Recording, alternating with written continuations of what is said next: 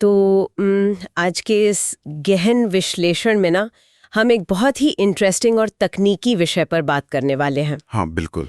और ये एक ऐसा टॉपिक है जो हर नए डेवलपर के लिए बहुत जरूरी है। हाँ, तो आज हमारे पास जो सोर्स मटेरियल है उसका मुख्य विषय है कि एंड्रॉयड स्टूडियो में नए डेवलपर्स कौन सी आम गलतियां करते हैं और उन्हें कैसे टाला जा सकता है। सही कहा।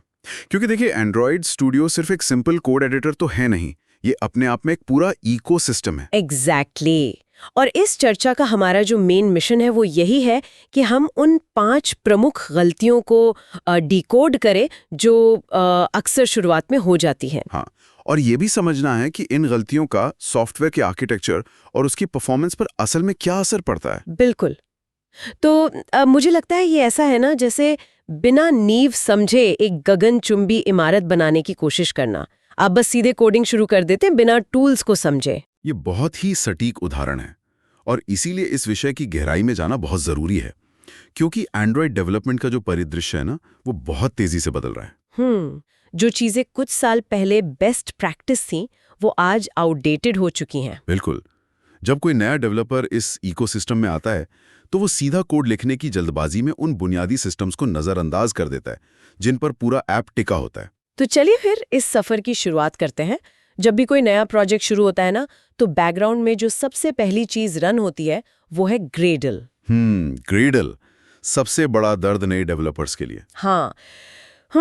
और हमारी एनालिसिस के हिसाब से सबसे पहली और बड़ी गलती इसी को ठीक से ना समझना है। लोग इसे बस एक बैकग्राउंड प्रोसेस मान लेते हैं, जो कि बहुत बड़ी भूल है। बिल्कुल।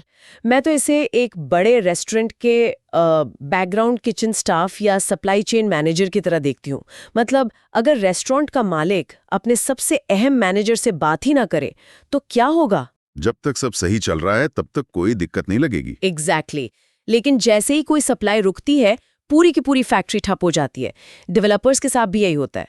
जब तक बिल्ड हो रहा है सब बढ़िया है, और जैसे ही एक बिल्ड एरर आता है काम हो ही रुक जाता है। आपका ये सप्लाई चेन वाला नजरिया बिल्कुल परफेक्ट है। हाँ, क्योंकि ग्रेडल कोई मामूली टूल नहीं है ना। नहीं, बिल्कुल नहीं। ये एक बहुत ही पावरफुल बिल्ड ऑटोमेशन सिस्टम है। ये प्रोजेक्ट की सारी डिपेंडेंसीज को मैनेज करता है, कोड को कंपाइल करता है और आखिर में एपीके या ऐप बंडल बनाता है। और प्रॉब्लम तब आती है जब लोग इंटरनेट से कुछ भी कॉपी पेस्ट कर लेते हैं। हाँ, बिना सोचे समझे कोई भी लाइब्रेरी डाल दी। इससे वर्जन कॉन्फ्लिक्ट्स पैदा हो जाते हैं। मान लीजिए आपके प्रोजेक्ट में 2 अलग-अलग लाइब्रेरीज हैं और वो दोनों किसी तीसरी लाइब्रेरी के अलग-अलग वर्जन्स मांग रही हो। एग्जैक्टली। यहीं पर ग्रेडल कंफ्यूज हो जाता है और बिल्ड फेल मार देता है। और बस फिर स्क्रीन पर वो लाल रंग का बड़ा सा एरर मैसेज आता है और फ्रस्ट्रेशन शुरू। बिल्कुल। और इस रिसर्च में बहुत साफ तौर पे बताया गया है कि समस्या का हल क्या है। क्या है वो? आपको build.gradle फाइल्स की बुनियादी समझ होनी ही चाहिए, खासकर अब जब Kotlin DSL का इतना यूज हो रहा है। हाँ, मतलब एरर को इग्नोर करके सीधा स्टैक ओवरफ्लो पर भागने से अच्छा है कि आप बिल्ड लॉग्स को ध्यान से पढ़ें। सही कहा। आधी समस्या तो लॉग्स पढ़ने से ही हल हो जाती है। और एक और चीज है, क्या? ग्रेडल की कैशिंग और डीमन प्रोसेस। अगर ये सही से कॉन्फ़िगर नहीं है ना, तो एक छोटे से चेंज पर भी पूरा प्रोजेक्ट स्क्रैच से बिल्ड होने लगेगा। बाप रे, उसमें तो मिनटों लग जाते होंगे। बिल्कुल। और सही कॉन्फ़िगरेशन से वही काम कुछ सेकंड्स में हो जाता। ये सिर्फ एरर फिक्स करने की बात नहीं है, ये डेवलपर की अपनी प्रोडक्टिविटी बढ़ाने की बात है। ये बहुत ही प्रैक्टिकल पॉइंट है। अब प्रोडक्टिविटी और स्पीड की बात हो ही रही है तो दूसरी सबसे बड़ी गलती पर आते हैं। एम्यूलेटर की परफॉर्मेंस सेटिंग्स। हाँ, ये तो ऐसा है जैसे किसी बहुत ही महंगी और तेज स्पोर्ट्स कार को आप पहले गियर में ही चला रहे हो। बिल्कुल सही। लोग इतनी पावरफुल मशीन इस्तेमाल करते हैं पर उनका एम्यूलेटर ऐसे रेंग रहा होता है जैसे ट्रैफिक जाम में फंसा हो। और इसका मेन रीजन ये है कि वो डिफॉल्ट सेटिंग्स को कभी बदलते ही नहीं है, जो कि बहुत ही आम समस्या है, पर इसे सुलझाना बहुत आसान है। देखिए, एम्यूलेटर वर्चुअलाइजेशन पर काम करता है। तो जब तक आप हार्डवेयर एक्सेलरेशन इनेबल नहीं करते, जैसे इंटेल का HAXM या विंडोज पर Hyper-V, तब तक उसे सिस्टम की असली ताकत नहीं मिल पाती। और डिफॉल्ट रूप से तो उसे बहुत कम रैम और सीपीयू अलॉट होता है ना। हाँ, और इसका सीधा असर टेस्टिंग पर पड़ता है। बिल्कुल पड़ेगा। मतलब अगर एक स्क्रीन से दूसरी स्क्रीन जाने में ही फ्रेम ड्रॉप होने लगे या ऐप को स्टार्ट होने में 2 मिनट लगे तो डेवलपर का जो फ्लो स्टेट है वो तो पूरा टूट जाएगा। टूट ही जाता है। इसीलिए इस एनालिसिस में एक बड़ा अच्छा सुझाव है, कोल्ड बूट के बजाय क्विक बूट या स्नैपशॉट्स का यूज करना। हाँ, इससे एम्यूलेटर वहीं से स्टार्ट होता है जहां पिछली बार छोड़ा गया था। बहुत टाइम बचता है इससे। और एक और चीज जो लोग कम यूज करते हैं वो है वायरलेस डीबगिंग। हो हाँ, असली फिजिकल डिवाइस पर टेस्ट करना। बिल्कुल, आज के टाइम में तो ये बहुत आसान है। असली स्मार्टफोन पर रन करने से सिर्फ स्पीड ही नहीं बढ़ती, बल्कि हार्डवेयर पर ऐप कैसा बर्ताव कर रहा है उसका भी पता चलता है। जैसे बैटरी कितनी जा रही है या मेमोरी मैनेजमेंट कैसा हो रहा है। एग्जैक्टली। एम्यूलेटर चाहे जितना भी एडवांस हो जाए, वो नेटवर्क फ्लक्चुएशंस या सेंसर डेटा की 100% सटीक नकल नहीं कर सकता। ये बहुत पॉइंट की बात है। रियल वर्ल्ड टेस्टिंग बहुत ज़रूरी है।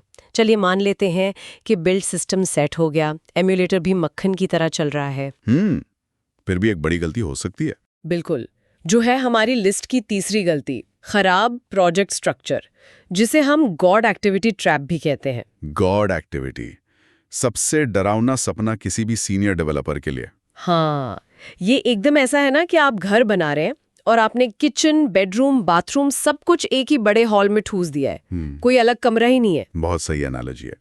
तकनीकी भाषा में कहें तो सारा यूआई लॉजिक, सारे नेटवर्क कॉल्स और डेटाबेस क्वेरीज सब कुछ एक ही मेन एक्टिविटी फाइल में लिख देना। जो शुरुआत में तो बड़ा आसान लगता है जब ऐप में सिर्फ एक या दो स्क्रीन्स होती हैं। हाँ, पर सॉफ्टवेयर इंजीनियरिंग में स्केलेबिलिटी सबसे बड़ा मुद्दा है।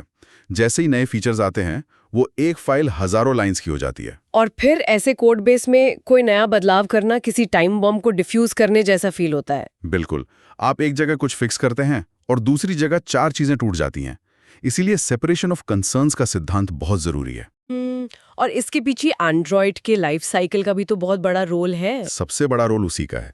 सोचिए, आपने सारा डेटा फेच करने का कोड एक्टिविटी में लिखा है। हाँ। अब यूजर ने अपना फोन पोर्ट्रेट से लैंडस्केप मोड में घुमा दिया। अरे हाँ। एंड्रॉयड सिस्टम उस एक्टिविटी को तुरंत डिस्ट्रॉय करके फिर से बनाएगा। अरे हाँ, और अगर आर्किटेक्चर सही नहीं है तो फेच किया हुआ सारा डेटा तो गायब हो जाएगा और ऐप क्रैश भी हो सकता है या फिर बेवजह दोबारा नेटवर्क कॉल करनी पड़ेगी। यहीं पर मॉडर्न आर्किटेक्चर पैटर्न्स काम आते हैं, जैसे MVVM या क्लीन आर्किटेक्चर। बिल्कुल, इस रिसर्च के मुताबिक यूआई को डेटा लेयर से बिल्कुल अलग रखना चाहिए। व्यू मॉडल की मदद से हम डेटा को लाइफ साइकिल के इन बदलावों से सुरक्षित रख सकते हैं। और जब कोड को लॉजिकल पैकेजेस में रखा जाता है ना, जैसे नेटवर्क अलग, यूआई अलग, तो डीबगिंग बहुत आसान हो जाती है। और कल को अगर कोई नई टीम प्रोजेक्ट पर आती है तो उसे भी सब कुछ आसानी से समझ आ जाता है। एक ही जगह है तो टेस्टिंग तो भूल ही जाइए। सही बात है। एक मॉड्यूलर और क्लीन कोड बेस उस मजबूत नींव की तरह है जिस पर आप कितनी भी मंजिलें खड़ी कर सकते हैं। बिल्कुल, और मजबूत नींव से ही जुड़ी है हमारी चौथी गलती, जिस पर सोर्स मटेरियल में काफी जोर दिया गया है। हाँ, आधुनिक टूल्स और लाइब्रेरीज का इस्तेमाल ना करना। लोग आज भी पुरानी चीजों से चिपके हुए हैं। जिसका सबसे बड़ा उदाहरण है फाइंड व्यू बाय आईडी का इस्तेमाल करते रहना। ये तो ऐसा है जैसे आज के जमाने में कोई रोटरी वाला डायल टेलीफोन यूज कर रहा हो। पुराना भी है और इनएफिशिएंट भी, और सुरक्षित भी नहीं है। देखिए, नई तकनीकों की तरफ जाने का रीजन सिर्फ ये नहीं है कि वो नया है, इसके पीछे एक बहुत सॉलिड इंजीनियरिंग रीजन होता है। वो नल पॉइंटर एक्सेप्शन वाला रीजन ना। बिल्कुल, जब आप find view bye ID use करते हैं और किसी वजह से वो एलिमेंट लेआउट में नहीं है, तो कोड कंपाइल तो हो जाएगा, लेकिन जैसे ही ऐप रन होगा और उस लाइन पर पहुंचेगा, वो तुरंत क्रैश हो जाएगा। रन टाइम एरर, जो किसी भी डेवलपर का सबसे बुरा सपना है। इसीलिए इस एनालिसिस में व्यू बाइंडिंग और जेटपैक को अपनाने की इतनी मजबूत सिफारिश की गई है। हाँ, क्योंकि व्यू बाइंडिंग इस पूरी समस्या को रन टाइम से उठाकर कंपाइल टाइम पर ले आती है। मतलब अगर डिजाइन में एलिमेंट है ही नहीं तो एंड्रॉयड स्टूडियो कोड को बिल्ड ही नहीं होने देगा। एग्जैक्टली, ये एक सेफ्टी नेट है। ये पक्का करता है कि यूजर के हाथ में जाने के बाद ऐप क्रैश ना हो। और व्यू बाइंडिंग तो सिर्फ एक छोटा सा हिस्सा है। अगर हम पूरे जेटपैक इकोसिस्टम की बात करें तो वो तो गेम चेंजर है। Room database, navigation component, live data, ये सब मिलके बहुत सारा बॉयलर प्लेट कोड खत्म कर देते हैं। पहले नेविगेट करने के लिए और डेटा पास करने के लिए कितना मैनुअल कोड लिखना पड़ता था। अब वो नेविगेशन ग्राफ से विजुअली और सेफ तरीके से हो जाता है। और जेटपैक कंपोज के आने के बाद तो XML लेआउट्स ही धीरे धीरे खत्म हो रहे हैं। और जो लोग अभी भी पुराने तरीकों पर अटके हैं, वो इस रेस में बहुत पीछे छूट जाने वाले हैं। ये बिल्कुल ऐसा ही है कि आपके पास स्मार्ट मैप्स हैं, लेकिन आप अभी भी कागज का नक्शा लेकर रास्ता ढूंढ रहे हैं। तकनीक चीजों को आसान बनाने के लिए तो है। बिल्कुल सही कहा। चलिए, अब मान लेते हैं कि ऐप का आर्किटेक्चर भी बढ़िया है, टूल्स भी एकदम मॉडर्न यूज हुए हैं, फिर भी एक आखिरी गलती है जो सब कुछ बर्बाद कर सकती है। और वो है अलग अलग स्क्रीन साइज पर टेस्ट करना भूल जाना। हाँ, हमारी लिस्ट की 5वीं और आखिरी गलती। एंड्रॉयड की सबसे बड़ी ताकत और सबसे बड़ी कमजोरी यही फ्रैगमेंटेशन है।